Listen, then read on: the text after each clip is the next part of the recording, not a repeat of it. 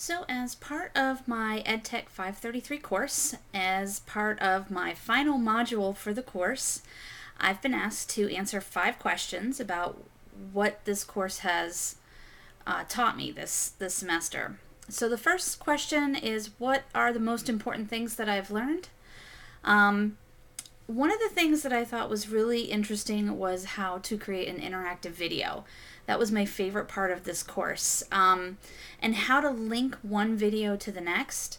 And it was really neat to me to be able to use that to create a quiz review that, actually thinking beyond just that, could be a scavenger hunt for students, setting them up of how to learn how to do something or some sort of skill, linking them from video to video in a specific order in order to learn those skills. I think that could be a really cool thing to use it for.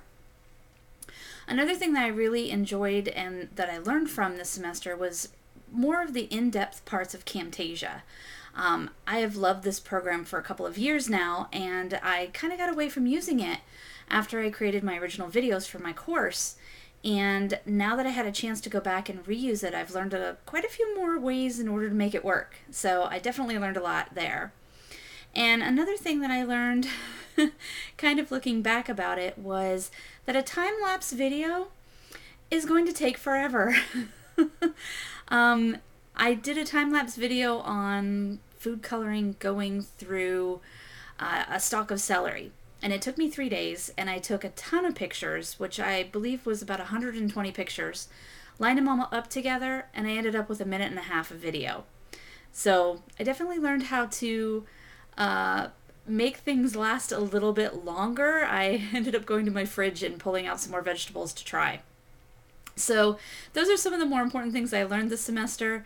How to make the videos link, using Camtasia, and again, time-lapse videos and how many photos it really does take in order to create one. The second question was, has my opinion of YouTube changed? It really hasn't. I still think that YouTube is an excellent resource for teachers and for students. I feel it's a little unfortunate that it is blocked in a lot of schools. I think some school districts are just a little frightened by YouTube. But I think if you put the right controls on it, set the right settings, prevent those ads and extra things from showing up on a YouTube channel, I think it can be a really great resource to use in a classroom. How has my teaching been impacted by what I've learned this semester? Mainly that there are so many things available in YouTube, things I didn't even know existed. For example, interactive videos. I had no idea that those were even in YouTube. So I definitely learned about those. And that there's so many different ways to present information to students. Even just with the people in this course, setting up, I believe it was the PowerPoint video, and how many different variations of that we got from everyone in the class. And also the time-lapse, the special effects. Someone else had done one, an art teacher, and it was really amazing what she was able to create. So I was a little jealous by her video. Did I use anything from this course? Actually, I did not use anything from this course in my own class because I'm not currently teaching students. I'm currently teaching teachers as a trainer for my company.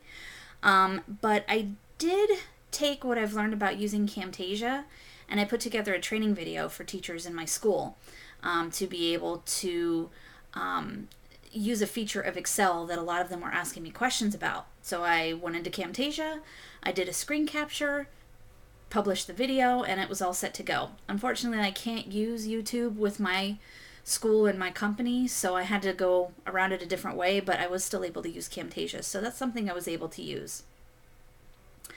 The last question asked about the standards for 3 of the assignments that I've completed this semester.